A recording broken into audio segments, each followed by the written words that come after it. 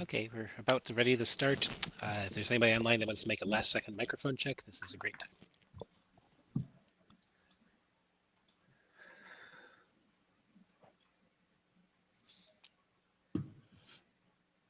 Okay, no checks. So thank you everyone for coming to IDR on the very last session of IETF 121. And special thanks to G, who's taking care of all the crazy room logistics, since the chairs have unfortunately all needed to be remote this session. A couple of quick mentions, and then we'll get to the agenda, which is pretty tight. You'll see the Note 12, which you have ideally seen multiple times across this week. You're expected to abide by its terms. You're expected to have read it. If you have any concerns, please talk to your lawyers. Next slide, G. Let's go ahead and flash the NOMCOM one. Okay. So this is a final reminder that the NOMCOM is entering its interview and deliberation phase. They are very happy to have your feedback. This is how they selected leadership for the IETF. So please take a moment to give them some feedback about the people they know. There's a chance they may also be holding last-second interviews as well. And I think there's one final slide to the right that is worth flashing. So let's go to the agenda. Yep, let's go to the agenda.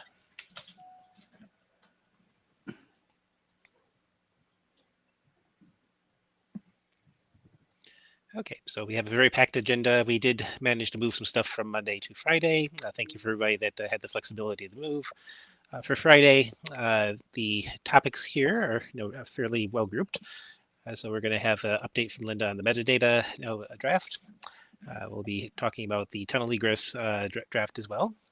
And then we're going to be hitting a mix of flow spec and BGPLS related stuff. So we're going to have the SR extensions flags update on BGP flow spec from Sue.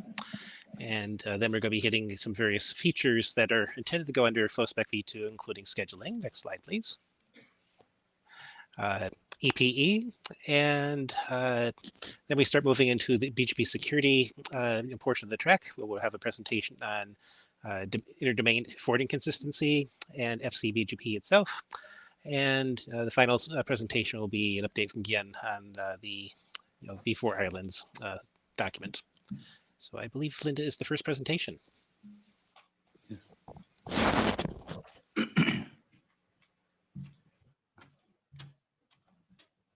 Wait a moment. Oh, that's okay. I just hold it. Okay. Thank you. I'm going to give an update for the 5G metadata. Right. Okay. Well, special thanks to Jeff House for giving so many very valuable contributions, raising like more than 20 issues on the GitHub, and help us to drive us to really improve the document, the quality of the document, and make sure all the things are described very clearly. Thank you, Jeff. So just a little update on the metadata attribute.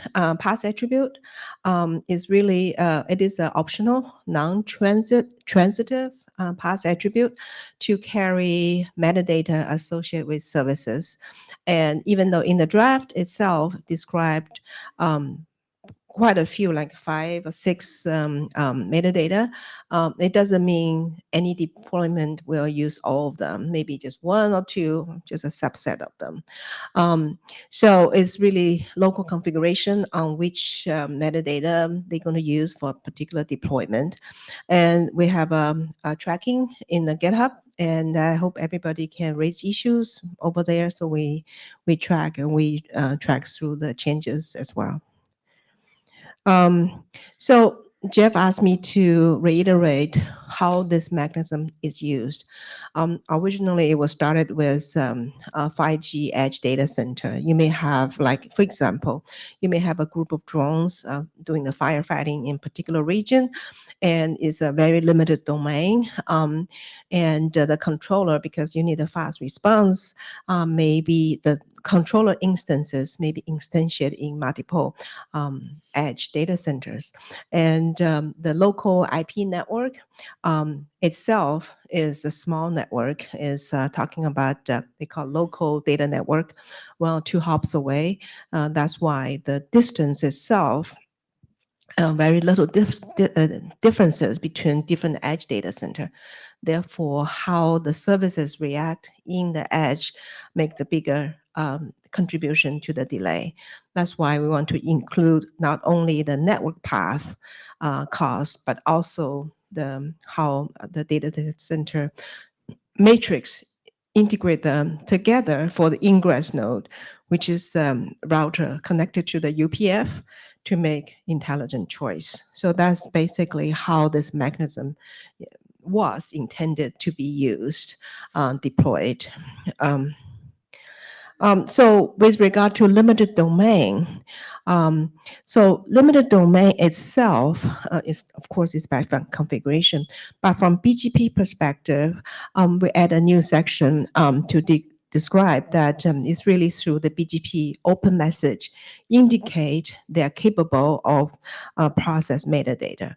So a group of BGP speakers announced their capability of supporting this metadata. They form a limited domain. And in the open message, they will indicate whether they support all the NLIs or a specific sets of IP SAFIs. So we have a flag there indicating whether it's the metadata is applicable to all the IP SAFIs or just the limited ones. And so very important part about escape, attribute escape. So there are 3 methods being documented in described in the document. One is using the non-advertised community. Another one is attaching the AS specific sub-TLVs just in case some of the raw reflectors are not implementing or supporting adding this non-advertised community to the BGP update. And on top of that, the route filtering and policies can be added to further prevent any of those attributes escaping the intended domain. So limited domain is really based on the configuration and in the provisioning. So so that traffic is routed within their intended domain, and also that when there are metadata span across multiple ASs, and there will be policies on the boundary to make sure this routing behavior remain consistent. So one part is about how do we integrate the metadata, metrics, the attributes with the BGP update. Like RFC 4271 has like 7 steps of making decisions, and how does metadata inserted into them. So basically, there are, maybe I should go to this page first. So there are like 3 different scenarios. One scenario is metadata is the highest priority. So basically, they are more important than the path attributes. That's in specifically for 5G edge computing, where the paths may be all equal. With that, the decision process will be just a little bit update for the 4271 with the highest on the local preference, and then go through the metadata attributes, because depending on the deployment, particular deployment may have a set of metadatas, and they have their own provisioned, configured ways to compute those attributes. From there, you go to the traditional 4271's BGP attributes in the order defined by 4271. Just go through the sequence. Second scenario could be the metadata and BGP parallel. Basically, they are at the same level. So if this under this configuration, the traditional BGP process is first 4 steps is computed first, right? Local preference, AS path, origin type to the multi egress. And then after those decisions, go to the metadata computation, and then continue with the remaining of the BGP tie breaking sequence, right, which is listed in the 4271. So that's the second deployment choice. And third deployment choice could be for a larger network where paths play bigger role than the metadata themselves. Then the traditional BGP steps, which defined in 4271, are computed first, and the path selected and the metadata attribute is only used to make the tie breaking. So those are 3 different kind of deployment choices can be chosen. One thing we want to focus on is for the metadata, it's not intended for all the prefixes. And it's really intended for a small set of prefixes, which matters for the low latency services. And those are configured.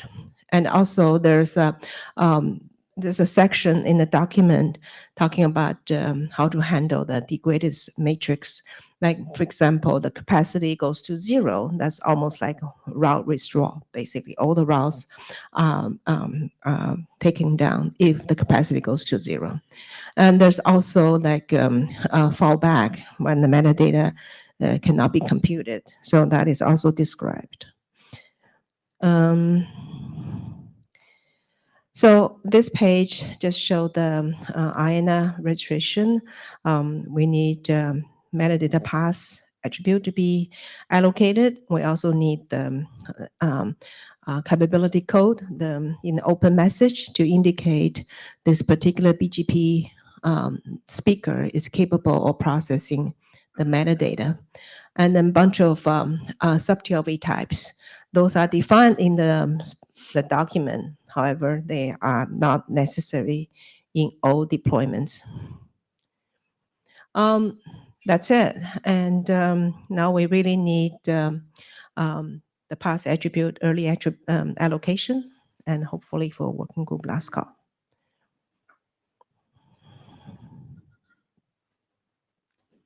Yeah, Jeff?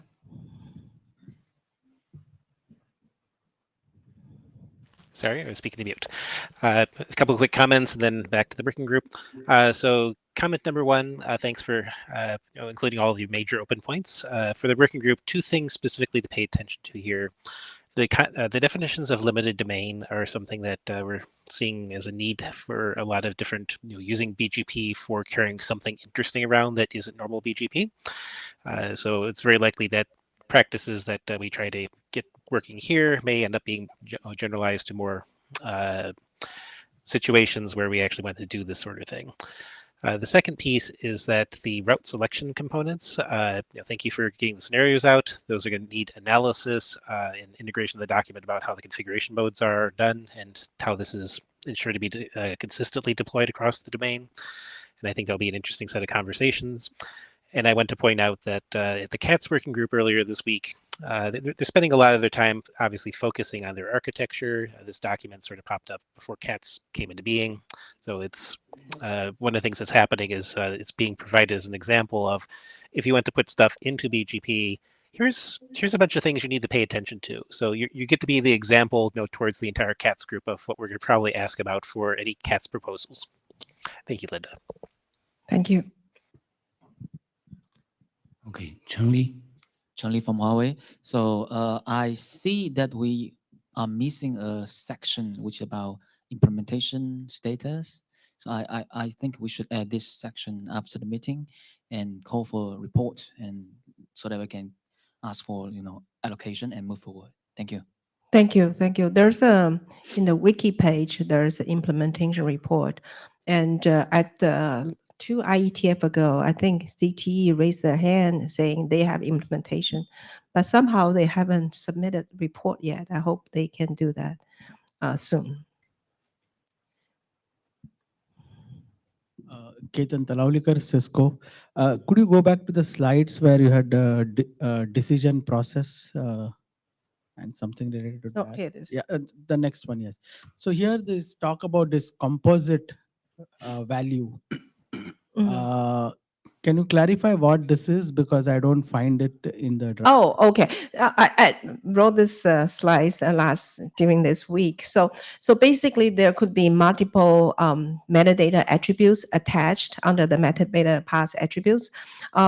Instead of going into details how those matrix being computed together, putting the algorithm, I just put a like there's an algorithm there to compute them. In the document, there's an appendix showing some example how to combine them together. For lack of better words, I use the composite. I shouldn't use it because it wasn't used in the document. Maybe it's just really the computed the value from the agreed upon ways to combine all the attributes. Okay.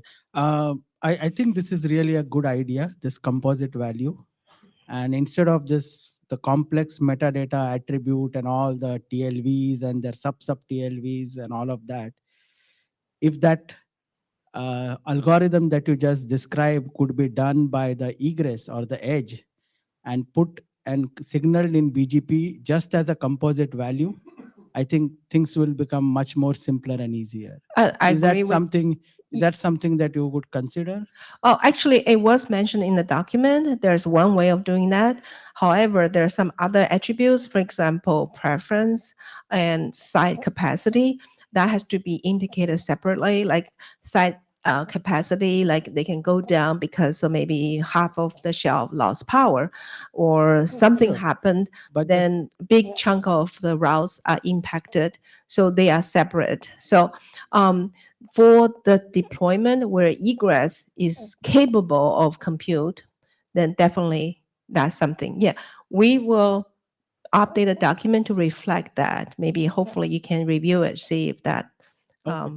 is consistent with what yeah, you're my thinking. my feedback is you, as you have put in the, as you just explained, and it's in the appendix, just do that out of BGP and we can keep BGP simple. Okay, If you could just signal the composite value. thank you, thank you. Any other? Yeah, Kevin Patel, Arcus, speaking as a working group member. I understand what you are trying to do, particularly with distributed UPFs deployed in the system. The question I have for you is, today the silicons have ability to signal a lot of the information that you have described out of band, particularly with regards to throughput, bytes, latency, and stuff like that. So have you done pros and cons, number one, with what is available inside silicon and how do you do it out of band? And the second question I have is, would you consider sending some of this in LS as opposed to any BGP SAFI? And Linda, please keep it brief. We're well out of time. I didn't quite catch the last sentence. We are out of time. Be brief, please. Oh, okay. For auto band, that is possible. However, we're talking about those services need a BGP update anyway, and BGP update has to be sent. Therefore, with the attached information that ingress node can compute, the can use to compute the path more easily instead of going to a management interface, finding out, correlate the service, the matrix is much, much more complicated. So this is really with the BGP computation, considering additional attributes. Thank you, Linda. Good discussion. This is what we were hoping to have. Obviously, there's a lot more to discuss, and please take this to the list and let's try to get you, towards the conclusion you're looking for. Thank you.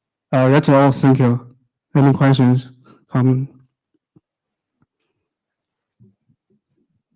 Thanks for the presentation. In IDR, we require at least 2 interworking implementations for work to actually progress. DDC is completely closed. How do you foresee interoperability in this case? Who is going to interop with who? We use the JAR2 chips and to contract this AI fabric. I'm not talking about chips. I'm talking about software on top of it. Uh, So you will need 2 different BGP implementations to interrupt with each other in order for draft to progress here. How do you see this happening? I mean, DriveNet is fully vertically integrated stack. Whoever else is doing DDC does exactly the same thing. So why are you doing this in IETF, and what's your plan? so we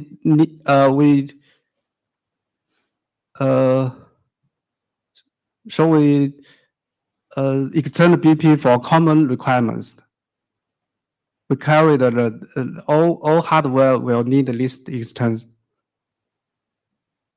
You will need at least 2 interworking implementations for this work to progress in IDR. This is how this working group works.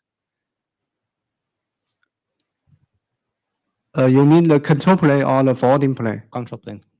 A control plane, we use the European BP to convert the leaves router. It's not getting through. Well, let's do it on the list. Thanks. Yeah, please remember the queue up here. Real quick, this solution has to be independent of EVPNs, and you have to do something which is very generic. Also, I looked at your draft. This solution lacks every capability that a chipset provides and is relevant to an AI fabric. So I think it requires more work, more specific questions. I will send it out on the list. Yeah, thank you. Yeah, thanks.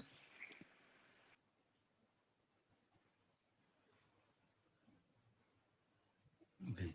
Yeah. I think next one is also yours. Yeah. I need to ask.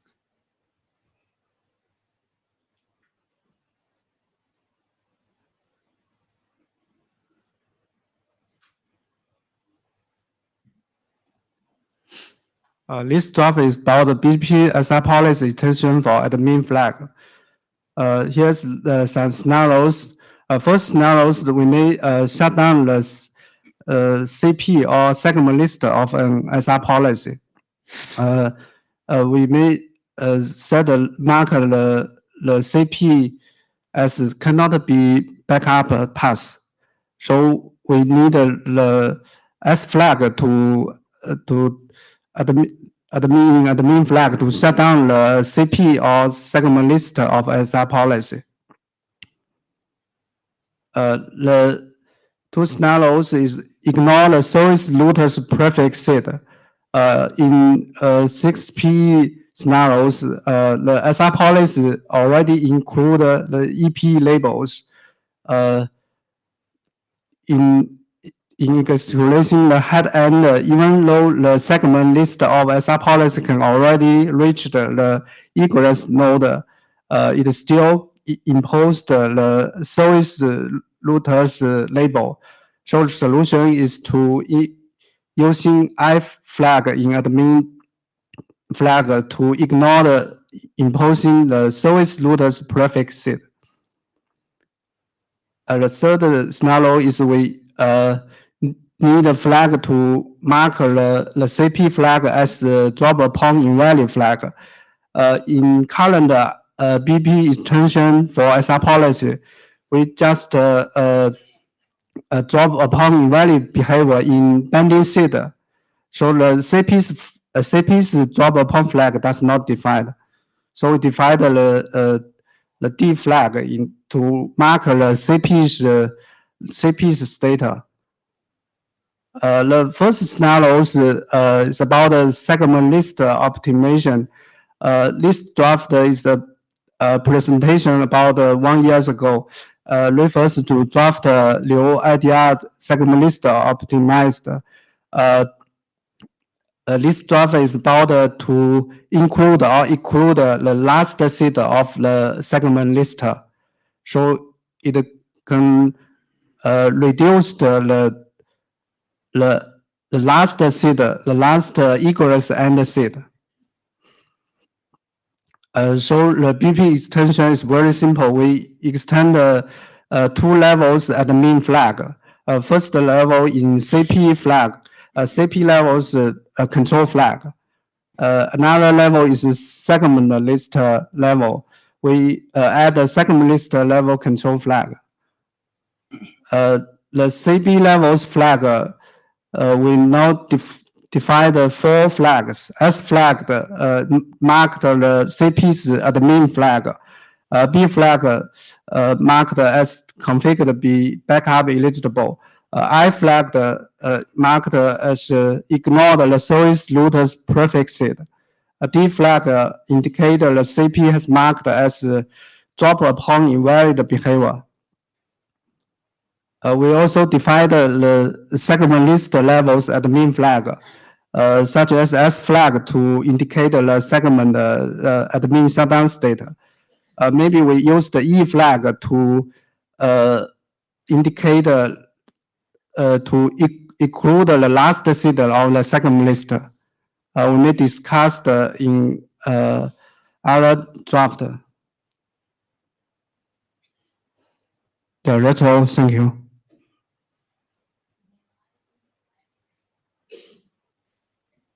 Any questions? Okay, I'd encourage further discussion on this on the list. Thank you for your presentation. Yeah, thank you. Sue, I think you are the next.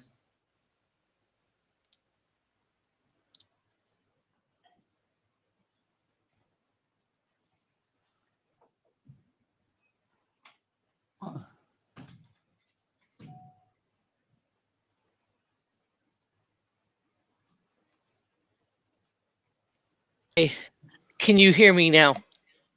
Yes. Okay, thank you very much. I have control, I believe, or not? Maybe I can. If now not, I have the control now. Oh, you want me to hand it to you? okay. I'll just do next slides in order of Okay. in order to go quickly. Okay, why are we talking about FlowSpec v2? Can people hear me? G, are you hearing me? Yes, we can hear you. Am I soft or am I just fine? Very good. Very good. Okay.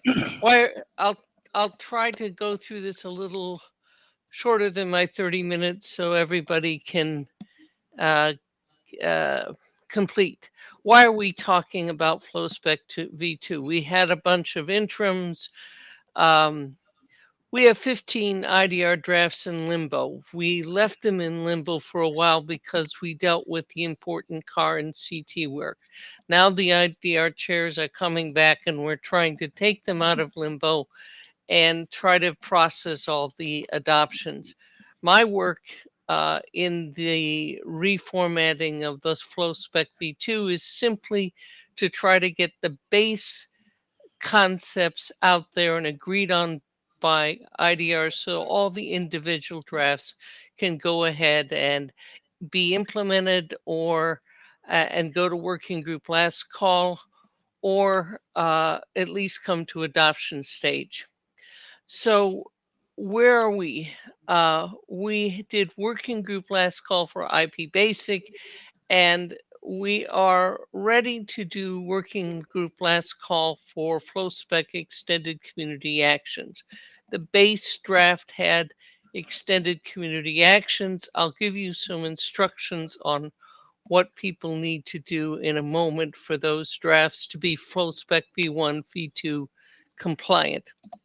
Then we need to have a basic direction for IP extended filters.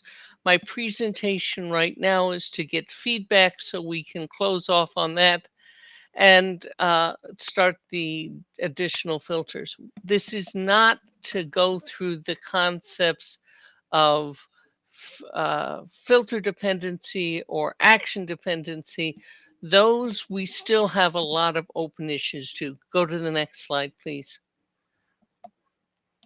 Okay, so again, if you've missed this, I'm going to say what we're doing with this. We're trying to build a small basic FlowSpec v2 with user ordering plus FlowSpec v1 plus some deterministic fixes for the actions, and I will go through those fixes in a moment, and then provide a platform for more complex uses, more filters, more actions without conflict, more IP filters. Next one, please. This one restates that in that the optional filter chain for filters is optional. Extended filters is optional for a base FlowSpec, and any action chaining is optional. I haven't got a lot of feedback, and so we're going to deal with those two optional features by just providing space for them within the NLRI. Go ahead. So what were the problems in FlowSpec v1 actions? We had a lack of consistent ordering. We had a lack of consistent actions if multiple actions per one filter match were selected. So you got a filter match, you had 3 actions. What happens if one action fails? We need to have a solution for that. And we had a lack of user ordering. How is this fixed right now? Lots of configuration and constrained deployments, meaning they don't put multiple actions in unless it's tightly tied. And there was some errors, which is why we went into FlowSpec v2. Next. Okay, what about IDs? And this is for everyone to pay attention to solve that problem. FlowSpec's actions in extended community, if you're ready for deployment and you've got deployment, simply append a FlowSpec v2 on the action ordering and we'll send it all through. That'll future-proof your draft. You give the action ordering based on what you know today. And we'll try to keep up with that in the base spec or in a registry. That's part of my question on action ordering. If not deployed, please use the FlowSpec v2 templates for drafts, and there are drafts examples on how it's done in both the IP basic and in the extended filters. If you're doing new components, ones that are not the 1 through 13, please use the v2 templates. I will go through and review all drafts. And if we figure out how to do the community path attribute, your goal will be to do the path attribute templates. So that's what we're trying to do so that we can process all the backload. Now, G, go on. Thank you. Open issues. We have, should the open capability not only specify the TLV types supported, we could do this for FlowSpec v2. It might be a good idea. I would like feedback on that. Now I'll send more requests on the list. We still have questions when we actually do the transition from V1 to V2 when we get the first implementations. I don't expect anything other than thought until we do that. My understanding is that we were getting FlowSpec v2 implementations starting. So that's sort of, as we get the implementations, I'm going to be grilling on that to see that we've got it. And do we have filter prefix lists done well? Again, does our implementation help us get to good prefix lists? Open issues for future, filter dependency chain, action dependency chain. The first drafts that want to use it get to help define it. I had thought we might do some pre-thinking on this and get some ideas about it, but there's too little feedback on that, so we're just going to go on. Okay. Any questions on this slide before I go into the review?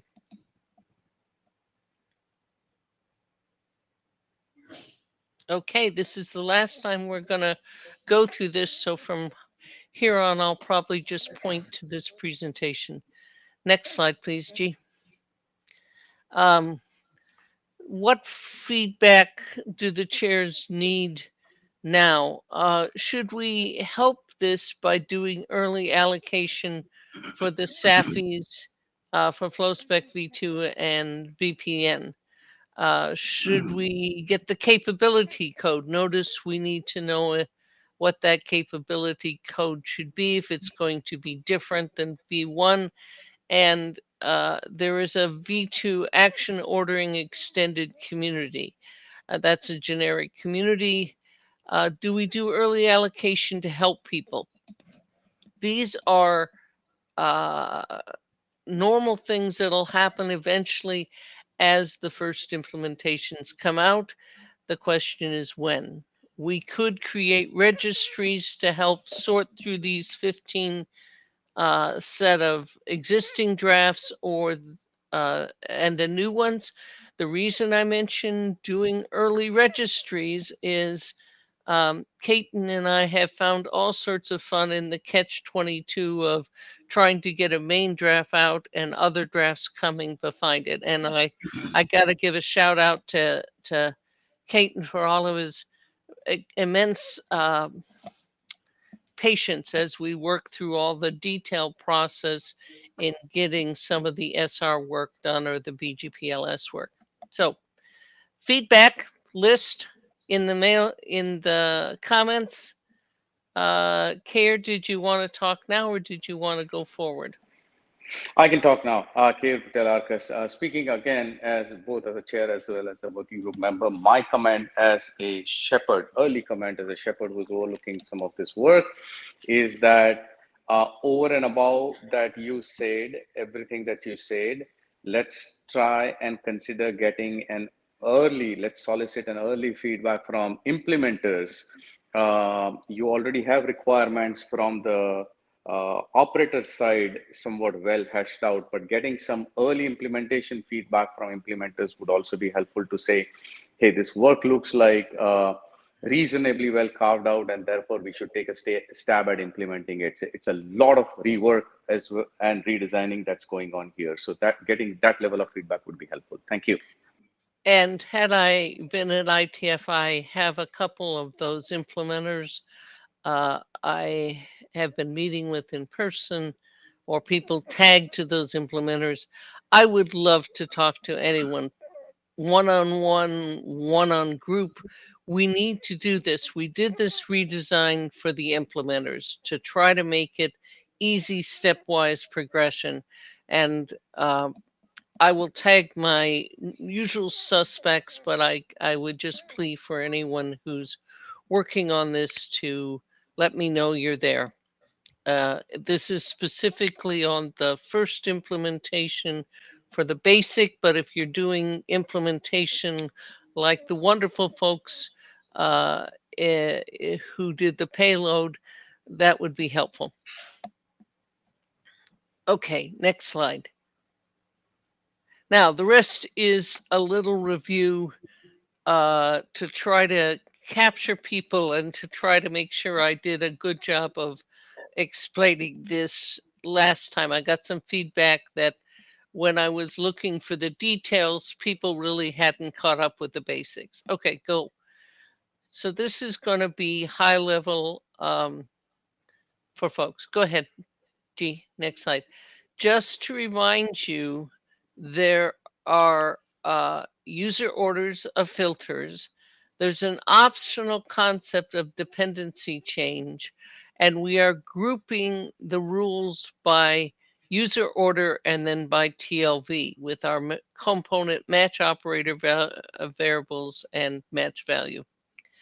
The basic order is rule 0, that is the default 0, is permit all traffic, no actions, and then rules 1 through N. Now, we do say in the draft that you could set rule 0 as deny, but that's a configuration switch, and it better be the same in every place you expect it to go. So the normal place is the rule 0 being permit all.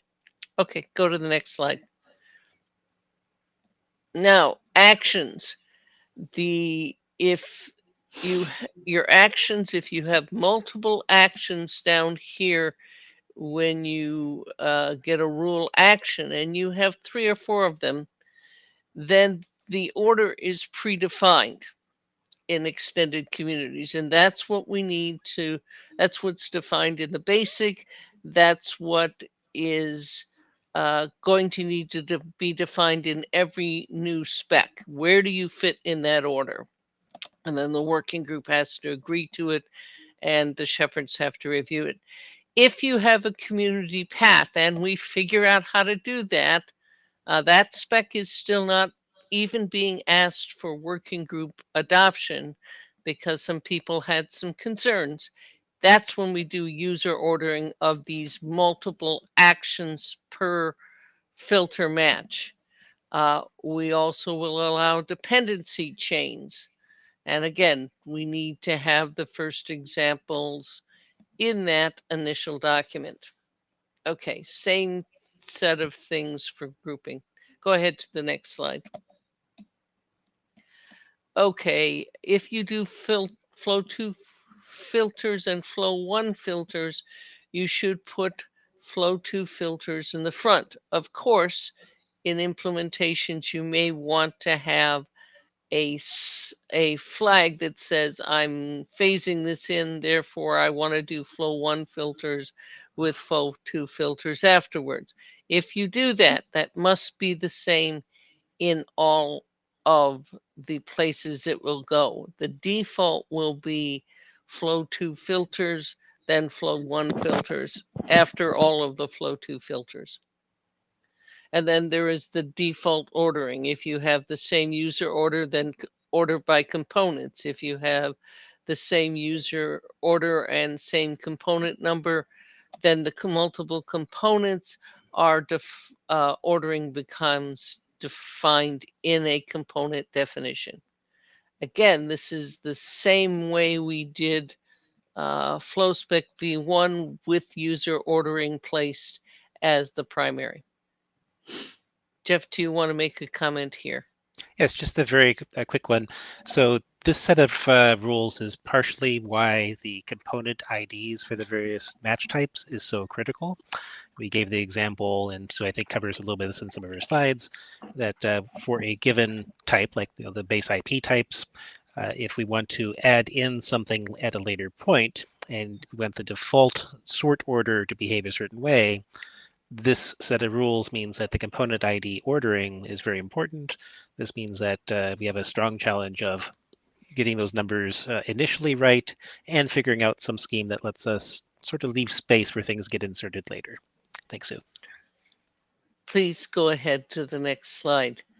I am watching for questions. This is so our basic IP basic has only FlowSpec v1 components and filters, and it acts just like, as far as the component ordering, just like FlowSpec v1 within a single user order. So let's say you have user order 5, then the components in that are ordered just in that way for that user order.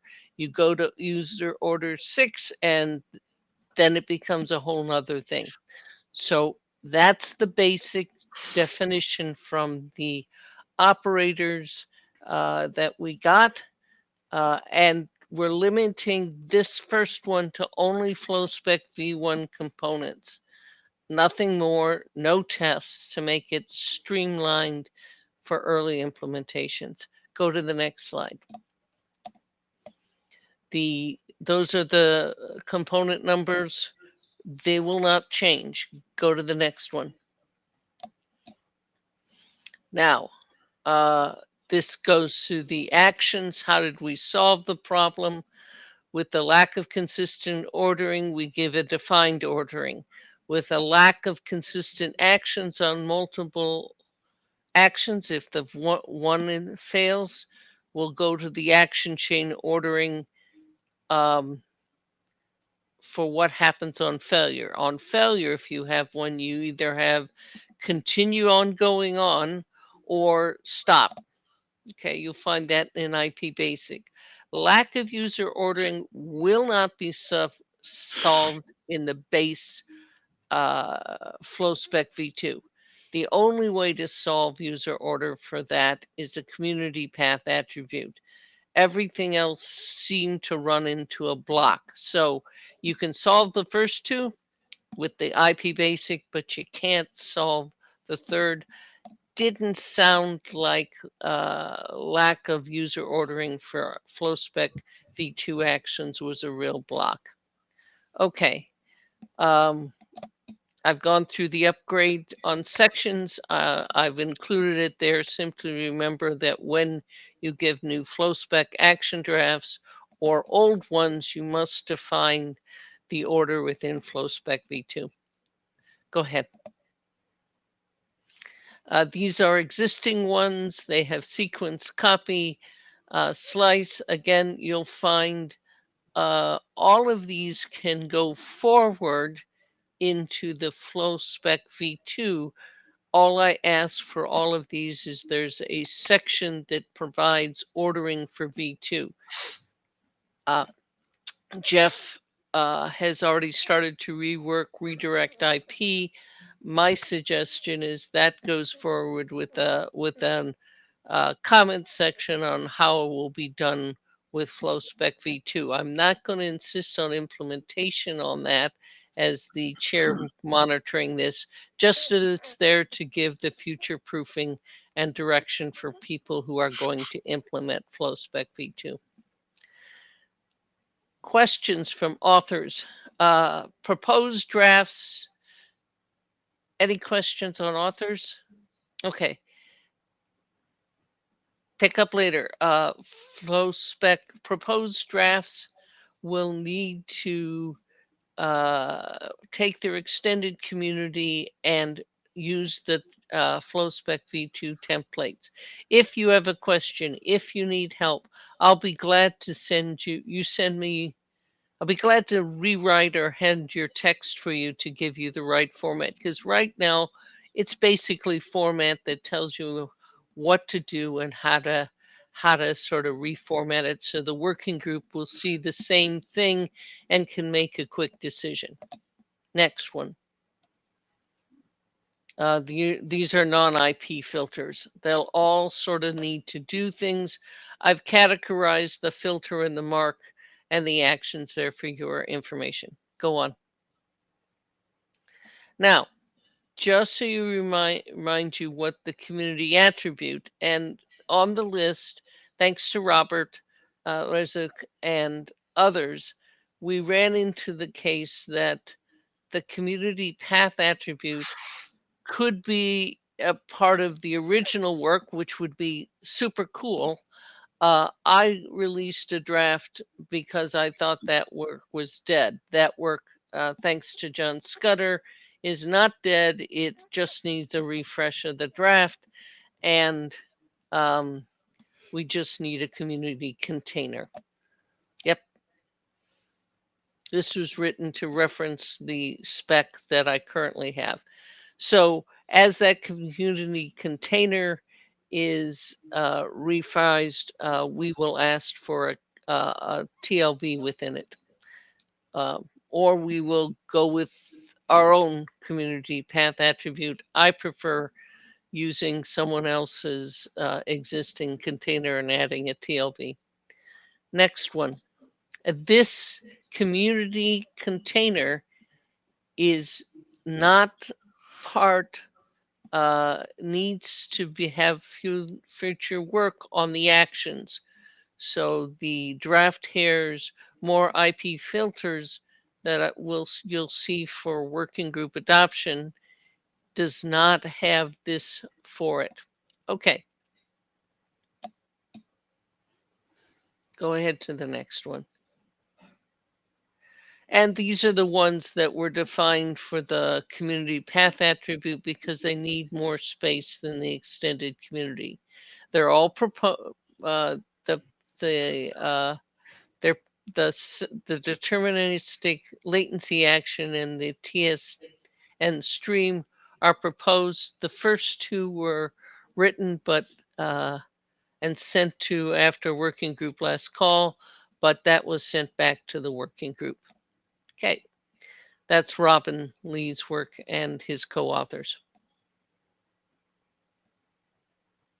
Okay. Any questions on the basics?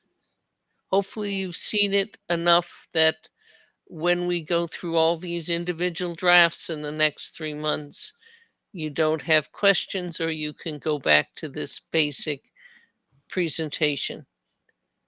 Now, to the draft that I, as both working group chair and author, sometimes this is a split out of the original draft IETF IDR flow spec v2, but I asked that we go through the adoption to make sure we had working group consensus on each technical split. Okay, this you will see for a working group adoption. Please comment because I'd like to get through any bugs in this, any problems in this that would block adoption and the direction. Next slide, please. Okay, what do we do with the filter, with the extended filters? It is simply a second filter type. Okay, filter type 2. This filter type allows a version number because you might not have different formats of components. So instead of running the filter types, we put in a version. So it might have components, one group, maybe our original components plus 5 more. That looks like what it'll be. And then when we get another 5, maybe we'll make another set of version.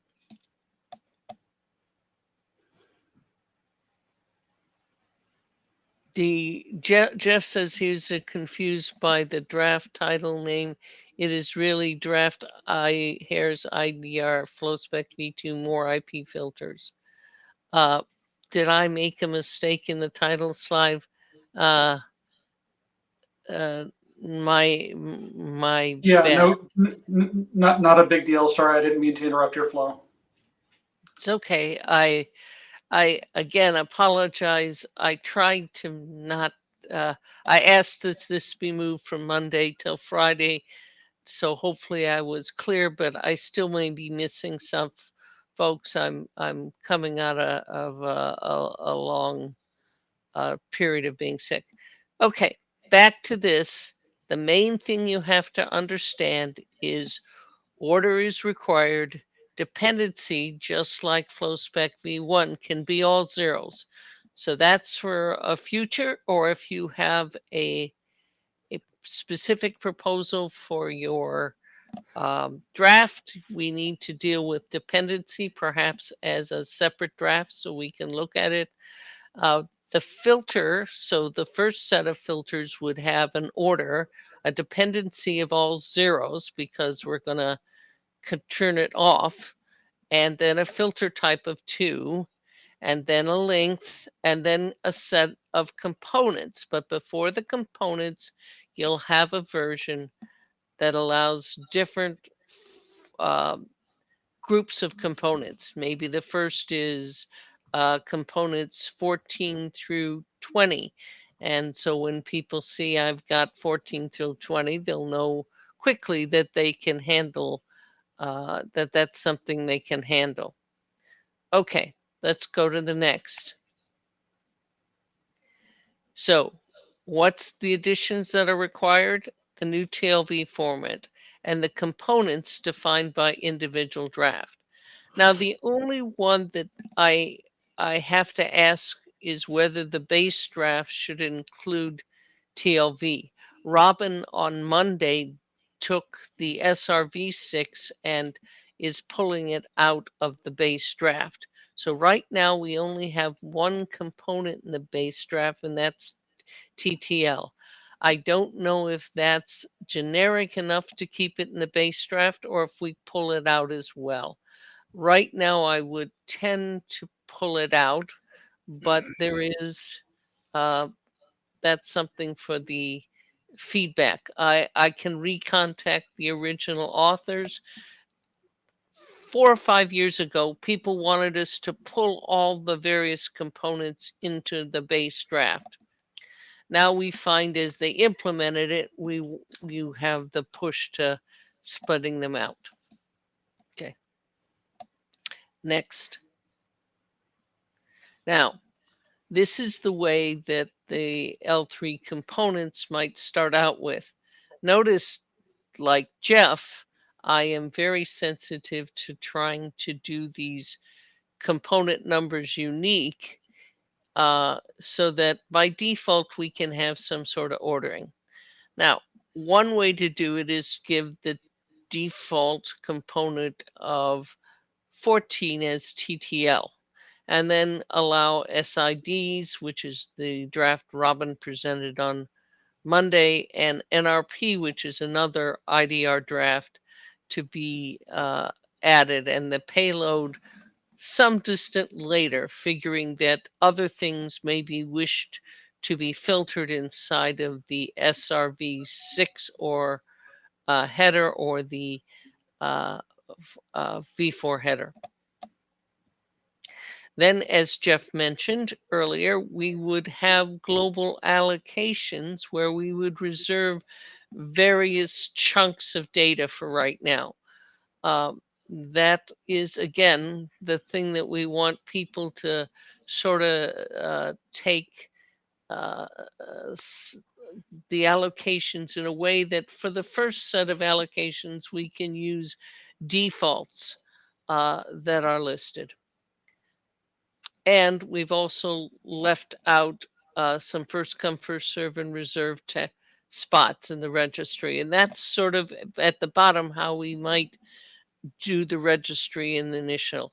So if I did a registry draft for these, that would be the sort of way we would have a generic way of doing that and have a way to have you pick a spot or request a spot. The registry by IANA would allow processing of this early prior to draft's final last call. Next slide, please. Now, Hi, Sue. yes. We're running out of time. Could you quickly wrap up Thank the you. rest of the slides? So I didn't do my good time. Prefix list is what else. Go to the next slide.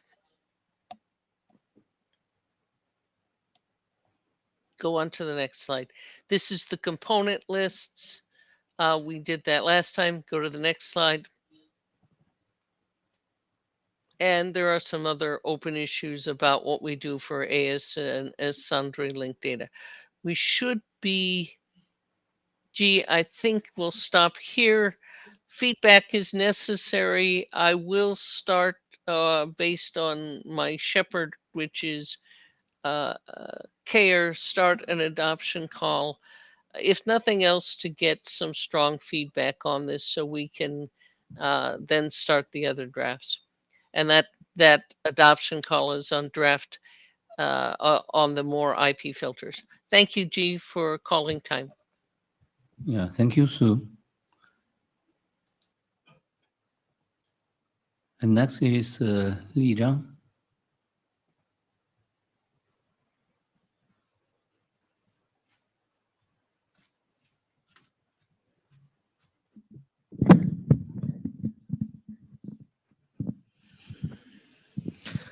Okay, good afternoon, everyone. This is Li Zhang from Huawei.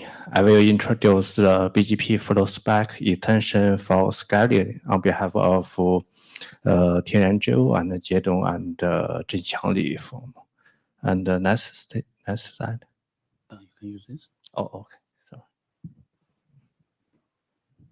Okay, so what's new in this version? We add extensions for flow spec v2, and we also add Zhenqiangli as the caller from China Mobile.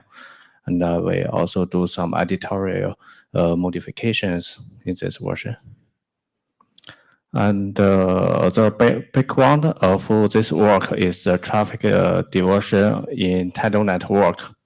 The tidal effect in network usually have change. The traffic makes the traffic changes periodically. For example, in the IP carrier backbone network, it usually have rush hours from 20 o'clock to 12 o'clock. Another in these hours, the traffic will increase heavily and may lead to some cancellation in some links. So the solution is to divert some traffic to other paths to limit the bandwidth of some flows to reduce the congestion. For example, we can for example, some links in the backbone network will congested from 20 to 22 o'clock every day.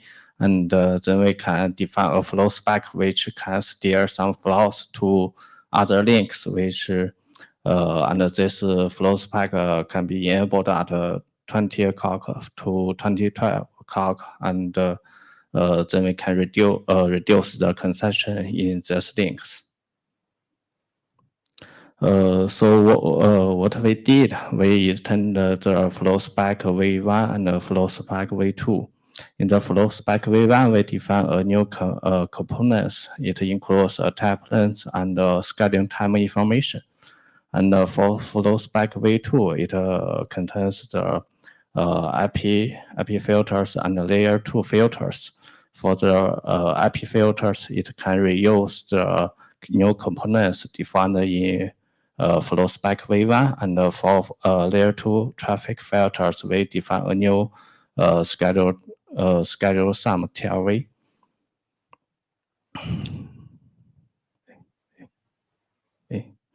I lost control. Yeah, no. Oh, okay. So for the send time information, we make it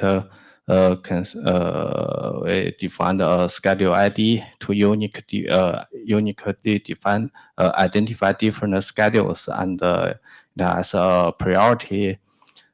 This is used when there is a low overlap between two schedules, and also a period format, which indicates the format of a period, which whether it is described by a start timer and end timer, or a start timer with a duration. And also scheduling type indicates whether it's only have one instance or have multiple instances, and frequency. And also the recurrence count indicates how many instances it have. Okay. Okay, this page shows the procedures and an example. For the controller, it need to create a flow spec with the schedule time information and advertise it to the head end. For the head end, it need to parse and store the flow specs scheduling time information when it receives the flow spec. And when a packet arrives, the head end need to steer it into different policies, VPNs, and other tunnels based on the arrival time and the scheduling time information. And this figure shows an example of diverting traffic in the rushing hours.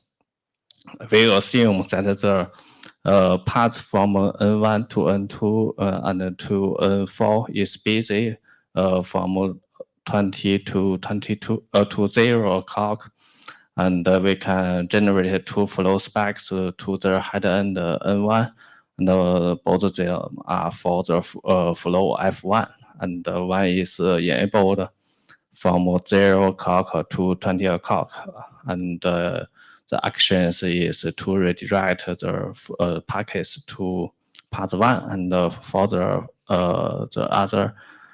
other flow spec, it enables from 20 o'clock to 0 o'clock, and the action is to redirect the traffic to path 2. And based on this schedule and the traffic arrived during 20 o'clock to 0 o'clock will be redirected to path 2 and to reduce the congestion in path 1. Okay, and any comments and opinions on our claim? And also I will ask whether the working group will consider to adopt this work. Thank you. Yeah, thank you. Next is Yisong.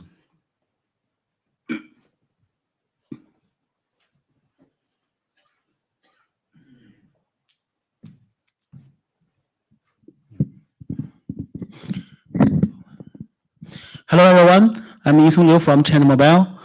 Today I will introduce the BGPRS advertisement of the BGP EPE performance metric extensions. I will present on behalf of my co-authors.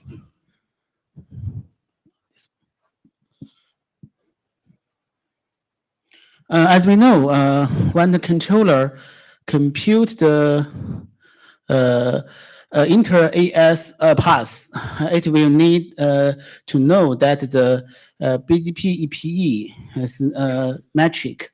So for the scenario 1, this is that it will need obtain the new TE metric. And for now, BGPRS have advertised the EPET information to the transmit metric and the bandwidth information, and it like the link delay and the link loss information. But it is very necessary for the network path from the end-to-end for the inter-AS scenario. So we suggest that the new BGPRS theory can carry the IGPT metric extensions defined in the ISIS and OSPF in the RFC 8571. So the same TE metric also need when the controller performance, as I just mentioned.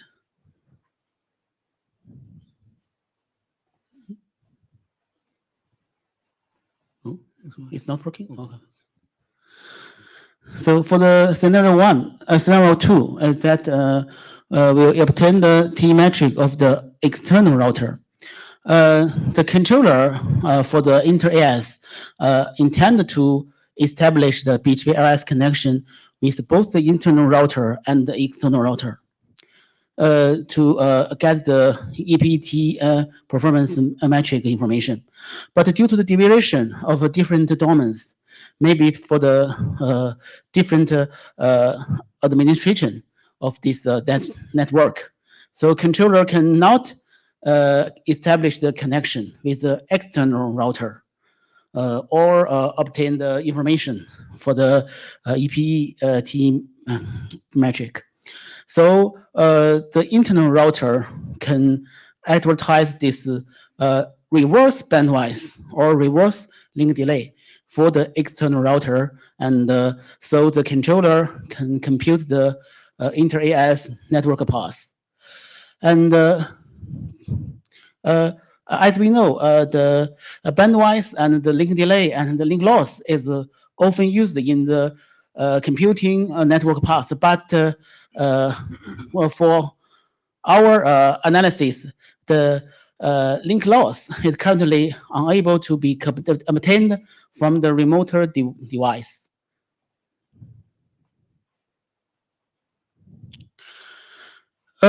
our proposal is that we'll advertise the link delay and the link loss in the EPET-PM for the scenario 1, and advertise the reverse EPET-PM, including the bandwidth link delay by the internal router for the external router for the scenario 2. This is the format of the protocol extension. It only needs some new definition of the reverse bandwidth and the reverse link delay by reusing the TPM extension TLVs in the RFC 8571. The format of the bandwidth and the link delay like this. So that's all. Thank you. Yeah. Any comments? No comments. Thank you for your presentation. As Xi is pointing out in chat, we're running a little bit behind. Thank you for giving us 5 minutes back. Yeah, thank you. So for the remaining presenters, please be mindful that we are running a little short on time, and if you could adjust your pacing of your presentation accordingly. So next is Shengnan.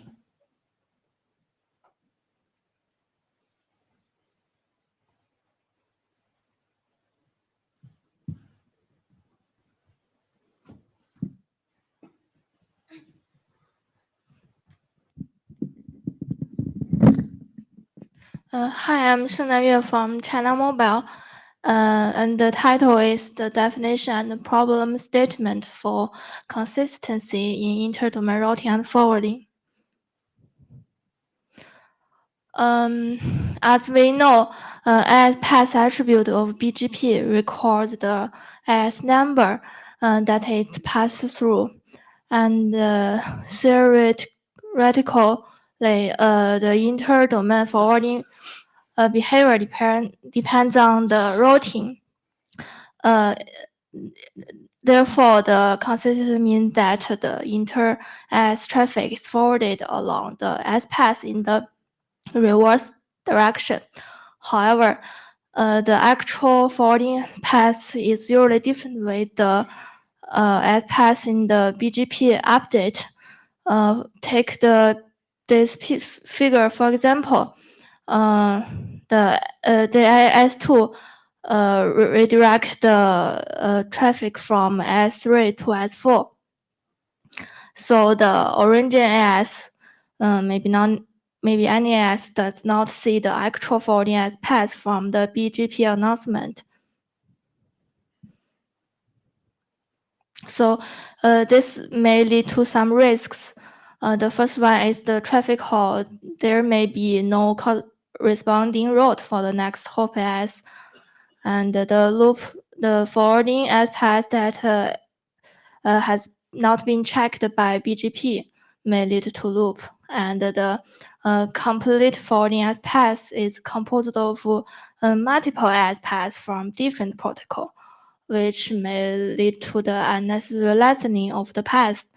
And the malicious AS, the actual forwarding path is not visible to origin AS, which may lead its packets to pass through the AS it doesn't want.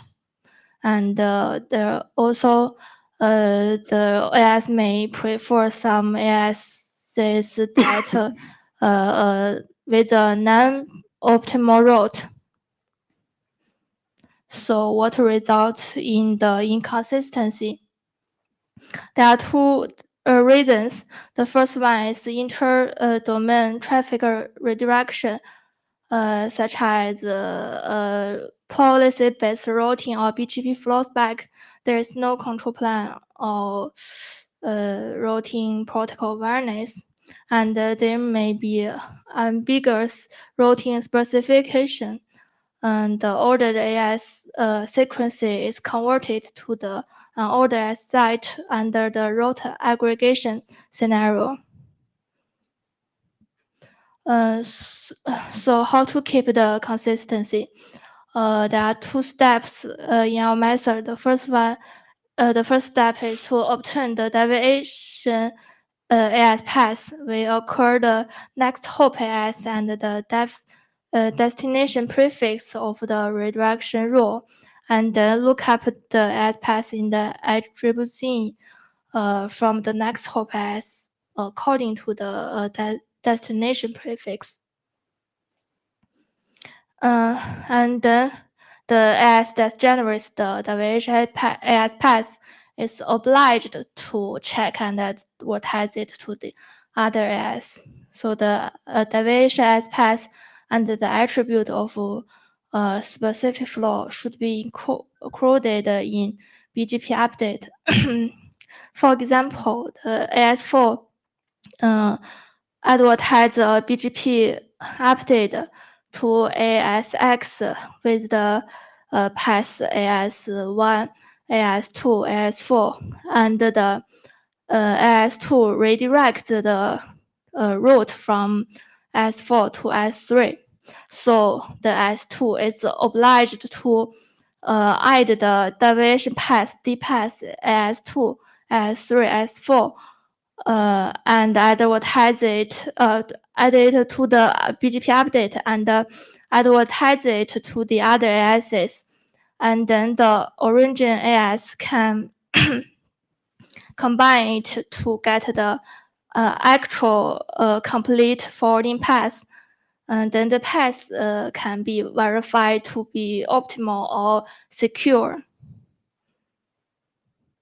So the possible use cases include the internet visualization, inter-domain source address validation, and troubleshooting and intent-based routing. So any questions or comments are welcome.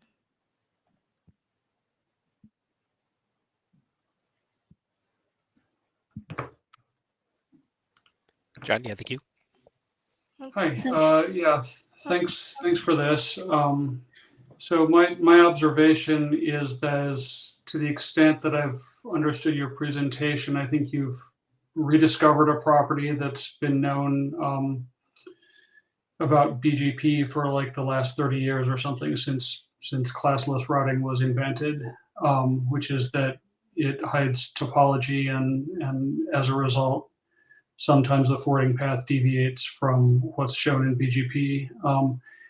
And my concern is that if you try to fix that, any thorough fix will cause the state carried by BGP to explode, and it will be unscalable, and it basically won't work. In other words, BGP is the way it is for a reason, and I don't think we should try to change it. So I want to be very clear that I'm speaking as a working group contributor and not with any official capacity, but I would not support adopting any working group work based on this. I think you've identified a real characteristic of the protocol, but I think it's a feature, not a bug. Thank you. Thank you. So we can discuss it later at the. This is Wei Changcheng. I'm also the cause of the draft. Thank you very much, John. I think we just wanted to raise the issue in this draft, and how to fix that or how to avoid that is out of the scope of this draft. But maybe we don't need to change so much on BGP. We can develop some such as software level things to fix those issue. So yeah. Apologies for interrupting. We are completely out of time. We're going to give one more presentation a bit of time, which will run over very slightly. I do suggest that we actually take this discussion to the mailing list, and we will happily move on from there. Thank you.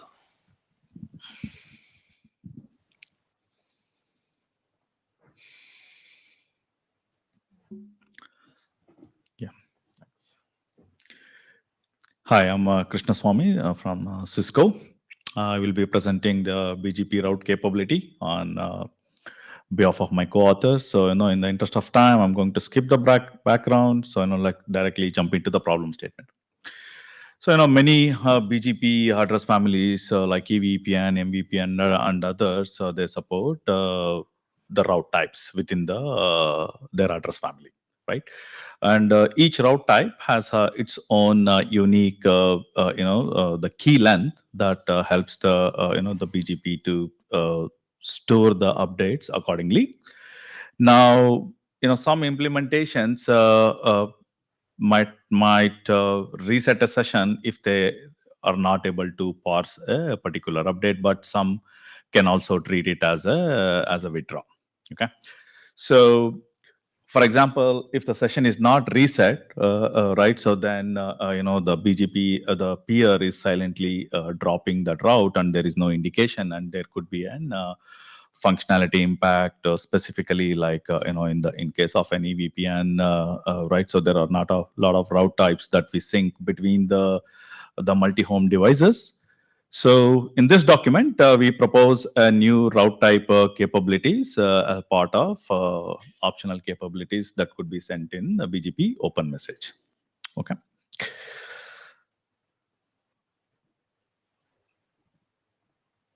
Yeah, this is not working. Okay, can I go back? Yeah. So the capability, it's a TLV, right? So the type needs to be assigned by INA. The length is a variable, and the value contains office, right? Because it has to identify a particular address family, then the route type and the length. Okay, good. So the route type length, it could be a variable length ranging from 1 to 32. It will be in terms of an octet. Okay, so and the route types will be a bit string. So this is just an example just to demonstrate how the route types could be encoded. In this example, right, the bit set, which is set to 0, while bits 1 to 15, they're all set to 1. So that means that route types from 1 to 15 are supported on that particular BGP speaker. Okay. So how do we handle this? The BGP speaker, the one which receives this optional capability, and if a particular route type is not supported by a peer, then it should treat that particular peer is not supporting that route type, and it should not try to advertise the route with that route type. And let's say if this optional capability is not sent, then it should assume that all route types are supported and follow the relevant guidelines from that particular address family. Okay, so I'm open to any feedback. I see there were a few comments from Ore and Robert and others. So we have trying to address that. So. Any comments? Okay, thank you. Sounds good.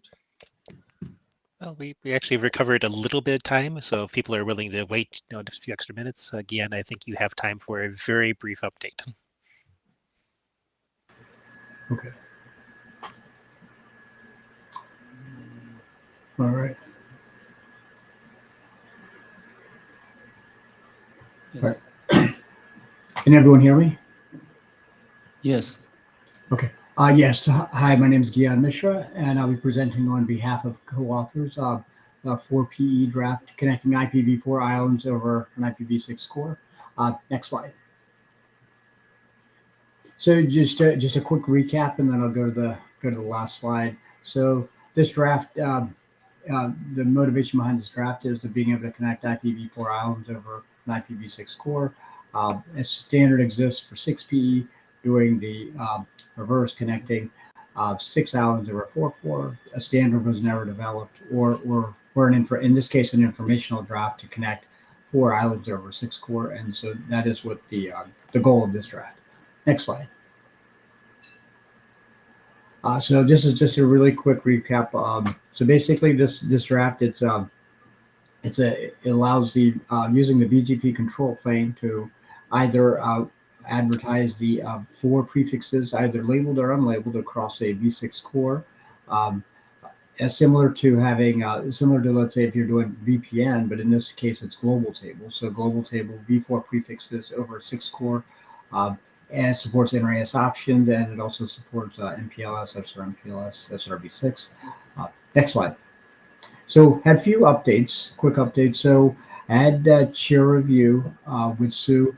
I had some comments. I did a complete thorough review of the draft, and I updated parts of the draft that may have been unclear and cleaned up a lot of verbiage that may have been excess that were making it difficult to follow, and just making the flow throughout the draft a little bit more clear. They simplified the SRv6 and SR and PLS applicability sections, and then overall just simplified the verbiage just to make sure things are easy to follow. So I think at this point we should be ready for workgroup adoption. And I guess next slide is, what if the chairs have a chance and anyone else in the workgroup have a chance to review this draft, the latest version. I think at this point we should be ready for a workgroup adoption. Thank you. Thank you again for keeping it within time. So request towards the working group, please give this attention. One of the things that has been discussed is trying to get the English in the text edited a little bit better. And to that effort, what we're going to suggest is if you have time to do even English level edits on the document rather than working on the technical end of things, we'll go ahead and help Gian and the other authors get a GitHub set up so that we can work on those sorts of things separate from the technical issues. And for the adoption request, let's go ahead and take that back to the list. Okay, thank you. Okay, thank you, everyone. We are largely on time. Thank you for staying for the last session of IETF 121.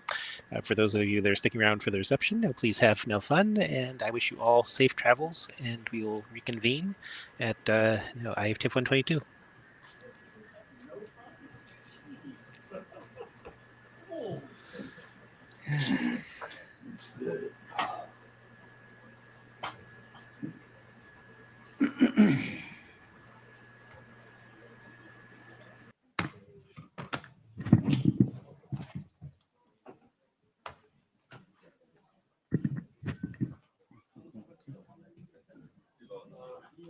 Don't know.